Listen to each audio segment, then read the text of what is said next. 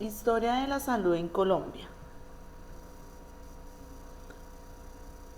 Presentado por Luisa Castro, Giselle Vivas, Fernanda Guevara, Lady Rojas. Las fuerzas militares en Colombia desde la época de la independencia no existía una estructura jurídica que le otorgara derechos a quienes hacían parte de estos. Fue en el año de 1886, con la expedición de la Constitución Nacional en el artículo 169, cuando se consagró la existencia de un ejército nacional y la obligación de respetar sus derechos. Con este soporte y mediante la Ley 7 del mismo año, se creó el Ministerio de Guerra, hoy Ministerio de Defensa Nacional, y posteriormente se expandieron las leyes de 146 y 153 de 1896. Disposiciones estas que son antecedentes de un estatuto sistemático de prestación económicas para los militares. Nos dicen que dichas normas contienen regulaciones sobre recompensas, pensiones y montepíos militares. Las recompensas se concedían por muerte en batalla, heridas en esta y por invalidez generada por la misma causa. Las pensiones se otorgaban por el tiempo de servicio de la guerra de independencia o en guerras posteriores, en cuantías de 1/4% de sueldo si sirvió en filas 20 años y 1,5% de sueldo si el tiempo fue de 30 años. Nos dice que por su parte el Montepío Militar era una incipiente institución de previsión con carácter mutual que existía desde la época de la independencia y fue reglamentándose, estableciéndose afiliaciones forzosas y cotizaciones de 3 centavos por peso sobre los sueldos para los oficiales del ejército y la marina y voluntarias para los militares retirados. Hubo antecedentes de inconformidad por motivo de entrega de recompensas, por muerte, invalidez y heridas de guerra, pues nunca fue equitativamente su repartición. Con estos antecedentes, mediante la Ley 75 de 1925, se creó la Comisión de Sueldos de Retiro, bajo la dirección del general José María Forero. Hoy día, Caja de Retiro de las Fuerzas Militares es la entidad encargada de cubrir las pensiones de los oficiales del ejército y la entidad se financió con un aporte del 3% de los oficiales activos más una subvención del Tesoro Público de 80.000 anuales durante los 10 años. La prestación se otorgaba por retiro después de 15 años del servicio en proporcional al 30% del sueldo, más un 3% por cada año adicional. Sin exceder de 30 años, los periodos de guerra se contabilizaban como dobles. En reemplazo de la recompensa se otorgó una indemnización que se pagaba a los inválidos retirados antes de cumplir los 15 años, en cuantía de 2 a 4 años de salario, dependiendo del grado de invalidez. Nos dice también que la Marina desde 1915 recibía idéntico tratamiento al ejército y fue reestructurada en el año de 1936 por la Ley 105, creando su propia caja de previsión. Con la Ley 100 de 1946 se unificó el régimen de carreras de todas las fuerzas y se fusionaron todas las cajas de sueldos de retiro. Sin embargo, la Ley 92 de 1948 creó de nuevo una entidad para la Armada, que desapareció con la expedición del Decreto 0240 de 1952. Desde entonces existe única entidad de previsión para el pago de las prestaciones económicas de las fuerzas militares, conocida como Caja de Retiro de las Fuerzas Militares. Nos dice que históricamente existen 3 periodos en los cuales se puede apreciar los cambios más importantes que ha presentado la prestación del servicio de salud. El primero se inicia con la promulgación de la Constitución de 1886 hasta mediados de 1950 y en donde prevaleció lo que se puede denominar como el modelo higienista, MinSalud y DNP de 1990. Bajo este modelo, la prohibición de salubridad pública se limita a atender aspectos de carácter sanitario, mientras que la atención preventiva y curativa en salud tenía que ser financiada por los propios usuarios o por algunas instituciones religiosas de caridad. Hacia 1945 se crea la Caja Nacional de Previsión que atendía a la salud de los empleados públicos y para 1946 se crea el Instituto Colombiano de Seguro Social o Instituto de Seguro Social que atendía a los empleados del sector privado formal, que es el Programa de Naciones Unidas de 1998. El segundo periodo, que va desde 1970 hasta 1989, se caracteriza por la creación del Sistema Nacional de Salud bajo el esquema de subsidios a la oferta. Nos dice que los recursos del gobierno central para la salud eran transferidos a la red de instituciones públicas hospitalarias. En este periodo, el servicio de salud se convierte en parte integral de la planeación socioeconómica del país. También se crea un esquema de financiación para la prestación de los servicios de salud a la población trabajadora. Sin embargo, tal sistema seguía sin proporcionar una atención integral en salud a la población de escasos recursos. El tercer periodo arranca desde 1990 con la expedición de la Ley 10 en el artículo 36 de la Constitución Política del 86, que elevó al servicio de salud a un rango de servicio público hasta la actualidad. En este periodo hubo dos fuerzas importantes que determinaban los cambios institucionales que experimentó el sistema de salud pública en Colombia.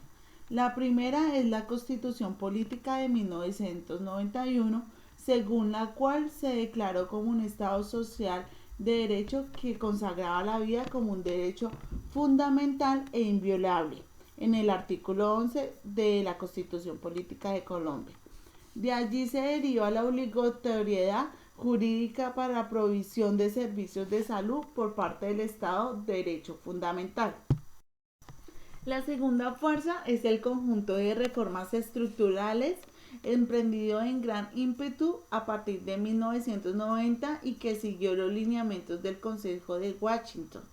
Las reformas estructurales tendientes a la privatización de algunas empresas del Estado, en combinación con la creación de incentivos de mercado para la competencia en la prestación de servicios sociales como la salud, inspiraron la concepción del esquema de competencia regulada que se instauró en Colombia a partir de la Ley 100 de 1993.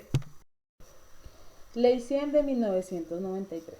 Introdujo la solidaridad, la eficiencia y la competencia para lograr equidad, calidad y cobertura en el sistema de salud. Esta fue una de las reformas más profundas de la historia del país que modificó totalmente el financiamiento de la seguridad social y se estableció un sistema de prestación de servicios y financiación. El aseguramiento es el principal instrumento privilegiando el financiamiento a la demanda. El sistema tiene dos tipos de regímenes de aseguramiento: el contributivo para las personas con capacidad de pago y el subsidiado dirigido a los individuos pobres para prestar los servicios que se crearon. Por el lado del aseguramiento, las EPS para el contributivo y las administradoras ARS, y por el lado de la oferta, las IPS.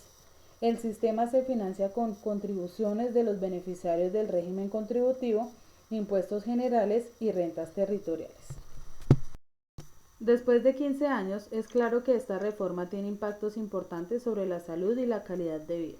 Por los cambios en cobertura y demanda de los servicios, este hecho sumado al monto de los recursos es suficiente para evaluar qué ha sido bueno y dónde se debe corregir el rumbo.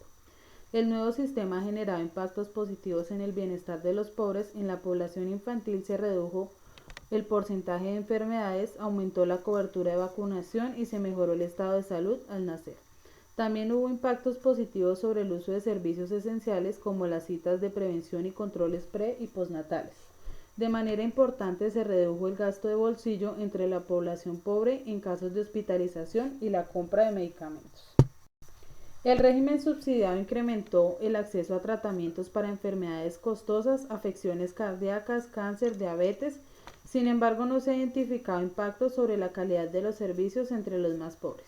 A pesar de estos procesos, es evidente que el sistema enfrenta retos importantes que pueden afectar el aumento de las coberturas, la equidad en la afiliación, la calidad del servicio y sobre todo la sostenibilidad financiera del sistema hacia futuro.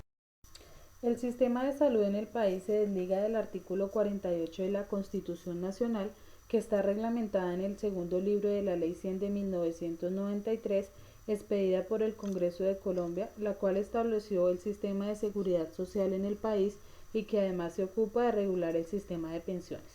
La reforma al sistema de salud tuvo como fin evitar el monopolio del Estado sobre la salud y permitir el derecho de la competencia con la incorporación de empresas prestadoras de salud y también la creación de subsidios al sector salud para cubrir a la población con menos ingresos.